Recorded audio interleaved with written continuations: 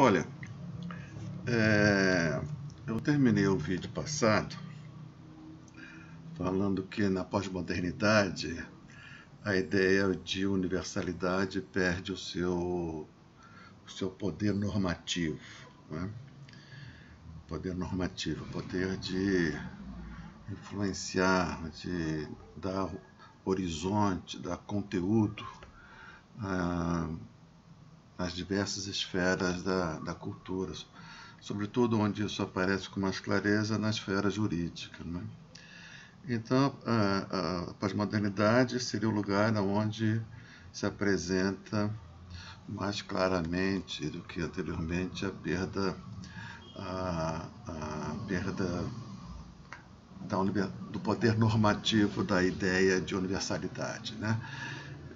Esse acontecimento ele é, digamos assim, grávido de muitas consequências, e a mais visível dessas consequências, a mais escandalosamente visível dessas consequências, porque nos atingiu assim, muito diretamente a todos, esse fenômeno mais visível foi a morte da verdade, né? Isso eu já falei bastante, não vou voltar a isso, mas há também um outro fenômeno, menos visível, mas também que guarda em si profundas consequências, né? que é, vamos dizer assim, a perda também de valor normativo, de poder normativo da ideia de humanidade, né? Então, veja assim, verdade e humanidade são, cada um a seu modo, expressões do ideal de universalidade. Ideal é esse, a universalidade, que está na origem mesmo da civilização ocidental, porque se encontra no cerne dos dois pilares sobre os quais a civilização ocidental se ergueu, que é a metafísica. A universalidade é uma ideia metafísica por excelência, e a ideia e o cristianismo, no qual a ideia de universalidade é tão importante que chega a dar o nome, e ao dar nome dá o horizonte, não é? da religião cristã, que é a palavra católico, que a palavra católico em grego é universal. Portanto, a universalidade aí está no centro da civilização ocidental, pelo fato de estar no centro da metafísica e do cristianismo. Então eu disse que a civilização ocidental surge desse amálgama, dessas almas que se amalgamaram, a alma metafísica com a alma cristã, e desse amálgama, dessa junção, se produziu um projeto de civilização que a história do Ocidente não fez mais do que realizar os conteúdos, explicitar, dar vida a esses conteúdos que foram engendrados por esse amálgama. Então, a universalidade aí é a mãe, e os filhos desta mãe gentil, dessa mãe pródiga, são, por exemplo, o conceito de verdade como valor supremo e o conceito de humanidade como um valor a ser atingido. Verdade e humanidade como valores supremos, como ideias normativas e como objetivos a serem atingidos, né? Então, eu também disse que nós vivemos a pós-modernidade como um esgotamento a perda de prestígio, perda de vigor da ideia da universalidade, né? Isso está muito visível na morte da verdade, menos visível na perda crescente de força da ideia de humanidade, né? E com o esvaziamento da ideia de universalidade, sobretudo com a ideia de verdade como valor supremo, o esvaziamento desse valor supremo faz com que nós ingressemos nisso que eu estou chamando, não sou eu, de niilismo, quando a hierarquia dos valores se desorganiza, porque não tem mais o valor organizador dessa hierarquia, que é o valor verdade.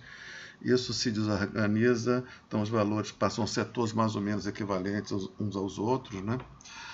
O terraplanismo tem os mesmos direitos de cidadania do que a visão que diz que a Terra é esférica, não é? Em prol dos valores democráticos, em prol do direito à crença, em prol do direito à liberdade de crença e à liberdade de expressão, os valores acabam se equivalendo. Por quê? Na ausência de um valor superior que organizaria, digamos assim, esta tábua de valores. Então a tábua de valores está confusa, os valores todos são de certa maneira equivalentes, qualquer afirmação ela tem o mesmo direito de cidadania que a afirmação oposta, contrária, né? E isso nós lutamos, inclusive, muito para que isso acontecesse, ou seja, que o direito de expressão, o direito de opinião, o direito de crença, né? Isso é uma conquista da democracia, né? E não podemos negar isso. E essa conquista realizada, ou seja, que implicou nesse relativismo de valores, isso produz niilismo, e o niilismo produz desespero, né? Então, estou juntando esses conceitos todos, né, para dar conta da situação em que vivemos, porque eu acho que nós só podemos ser contemporâneos do nosso tempo de modo ativo e não de modo reativo, como está acontecendo, se nós tivermos uma boa compreensão da crise que nos assola. E a boa compreensão dessa crise que nos assola, a meu ver, para que tenhamos essa boa compreensão, só como condição para que essa compreensão seja adequada à realidade dos fenômenos em curso, se nós colocarmos essa crise no bojo de uma crise mais ampla, que eu chamei de crise da civilização ocidental na sua fase terminal, né? Então, esse aí é o escopo, já falei isso diversas vezes. Vamos seguir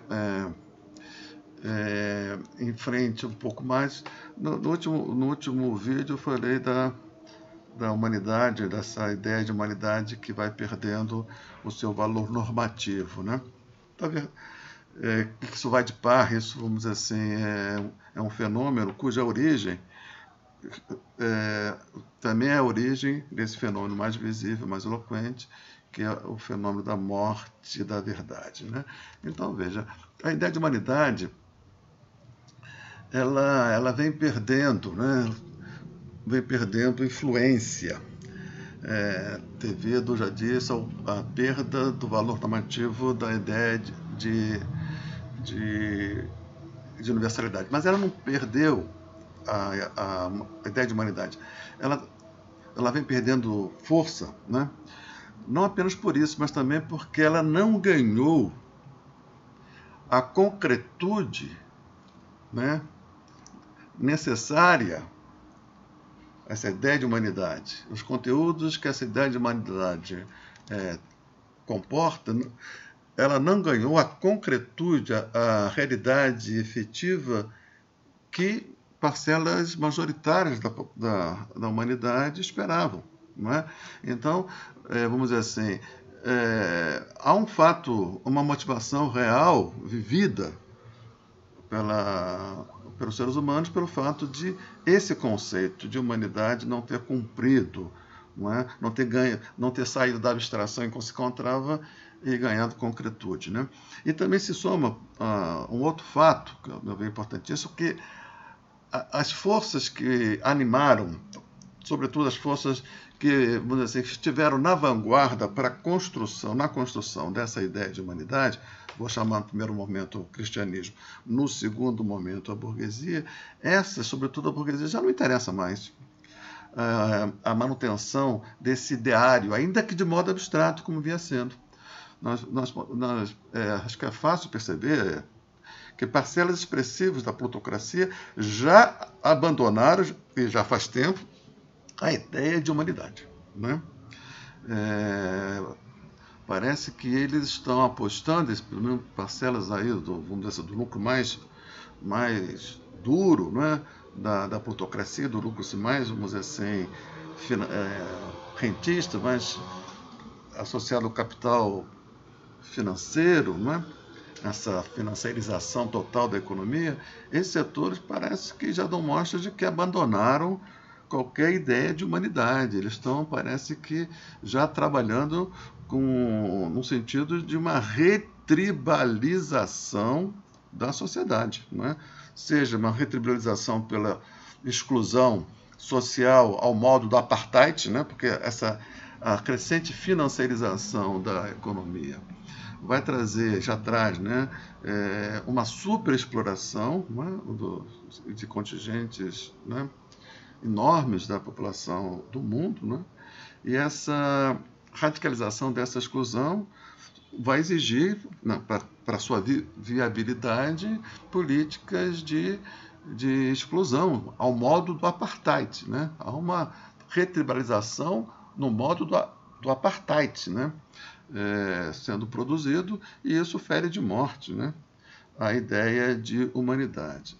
Mas veja, a ideia de humanidade ela não é atacada, vamos dizer, apenas pela direita. No nosso campo, ela também parece que está sendo crescentemente abandonada, porque há também uma retribalização ao nosso modo, ao modo da esquerda, né? Eu não vou falar isso de hoje, mas vou deixar apontado para a gente trabalhar mais adiante. Há uma retribalização de esquerda também, né?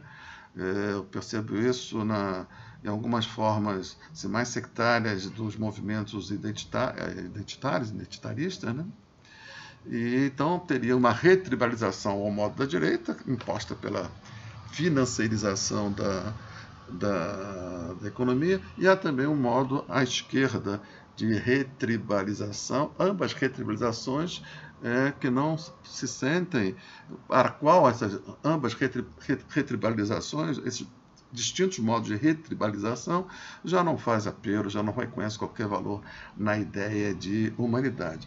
Só que eu acredito e julgo ter fundadas razões para essa crença de que boa parte, talvez quase a totalidade, das assim chamadas, que eu chamo de conquistas de civilização, se fizeram à luz deste conceito, dessa ideia de humanidade como valor normativo. Então, abrir mão da ideia de humanidade significa abrir mão das conquistas de civilização, né? E a gente há dois campos aí, vamos pegar assim como exemplos mais caricaturais, né, das figuras do desespero que eu identifico. Vamos pegar assim a direita, a extrema direita. Vamos pegar assim uma figura como Damares ou como os discípulos de Olavo de Carvalho. E a esquerda, a extrema esquerda, vamos pegar assim as figuras desse inacreditável revival do stalinismo, uma espécie de terraplanismo de esquerda. Se a gente pegar esses que dizem que Stalin matou foi pouco, ambos esses polos, eles não reconhecem conquistas de civilização, né? E não reconhecem o conceito de humanidade, né? E, portanto, são forças do niilismo, do desespero, que radicalizam o niilismo, né? A nadificação, nadificam a história do Ocidente, né? É sempre uma história de um equívoco, a história da exploração, que evidentemente que houve, né? Mas não houve só isso, né? Dialeticamente, né?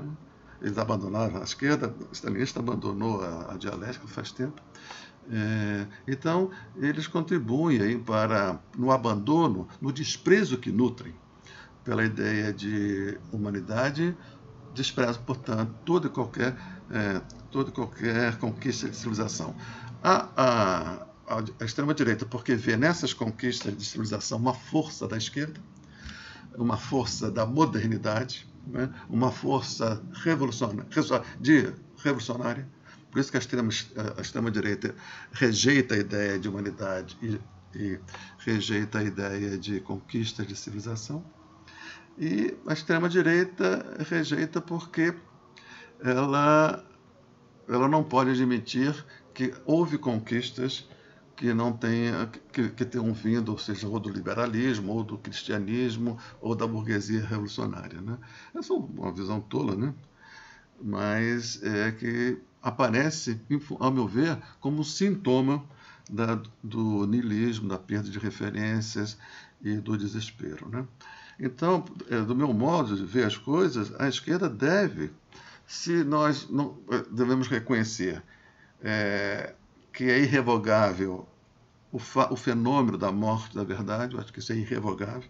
Nós não temos mais como desdobrar essa ideia de verdade, todos os seus desdobramentos possíveis já foram feitos, já foi feito com uma fundação metafísica, filosófica, se desdobrou como uma ideia religiosa, se desdobrou como uma ideia científica, não tem mais como desdobrar nenhuma direção pela qual possamos desdobrar essa ideia de verdade, portanto, ela morreu e só cabe, ao meu ver, elaborar o luto sem, ao meu ver, aceitar o relativismo. Depois a gente vai conversar sobre essa hipótese, né? Como aceitar a morte de Deus sem cair no relativismo, né? Relativismo esse que é a porta de entrada, que é a antessala, que é o movimento vestibular do cinismo, né? Então, eu acredito que as forças de esquerda, elas devem reconhecer como inevitável, como irreversível a morte da verdade, mas não devemos, ao meu ver, reconhecer como irreversível a perda de valor normativo contido na ideia de humanidade, né? Acho que isso não. Então, nós não devemos ser pós-modernos. Nós estamos na pós-modernidade, devemos reconhecer a realidade desse fenômeno histórico, né? Que veio para ficar, a meu ver, né?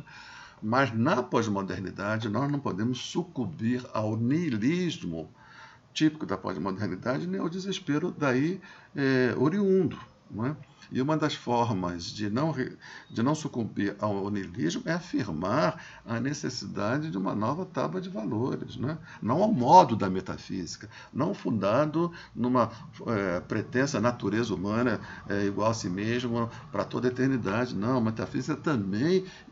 A morte da metafísica também é um fato irreversível. A perda de prestígio do universal também é um fato irreversível. Então, como retomar, como dar um novo sentido à ideia de humanidade como valor normativo sem incorrer no desespero do niilismo e sem recorrer àquilo que não tem mais vigor, que é uma universalidade de tipo metafísica. Essa é a meu ver, o nosso desafio, né?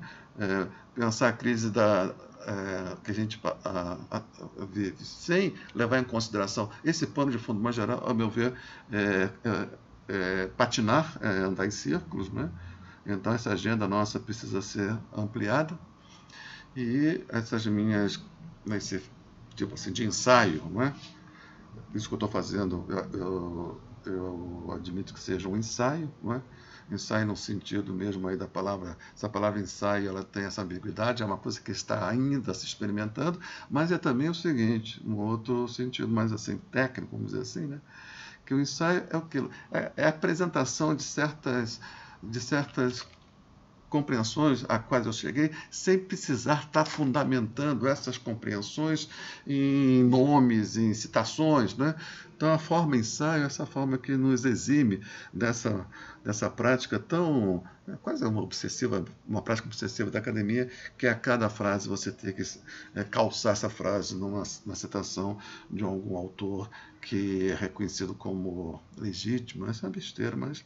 Então, portanto, isso que eu estou fazendo aqui é um ensaio e que tenta colocar a nossa crise que a gente, do dia a dia, que a gente está aí vendo, né, na forma desses personagens, desse governo, desse inacreditável governo Bolsonaro. Esse governo Bolsonaro só foi possível devido ao niilismo. Esses 57 milhões de votos que ele teve, são, em boa medida, demonstração do desespero diante do niilismo, né, que tem diversas formas. A falência da política, a capturação da esquerda pelos porões da prática política mais degradada, isso são formas do niilismo e, portanto, formas de esvaziamento, né? Então, diante do esvaziamento, a população brasileira, boa parte dela, né, desses 57 milhões de votos, encontraram no Bolsonaro uma espécie assim, de saída, mas só que o Bolsonaro não é saída. O Bolsonaro é a radicalização do niilismo, do esvaziamento. Então, diante disso, ao meu ver, nós temos que, uma proposta que eu faço, um caminho a ser, ao meu ver, experimentado, né, a ser considerado, é a recuperação da ideia de humanidade com o seu valor normativo num ambiente pós-metafísico e pós-moderno, sem sucumbir à pós-modernidade. Ficamos por aqui, nos vemos daqui a pouco. Um abraço e até a próxima.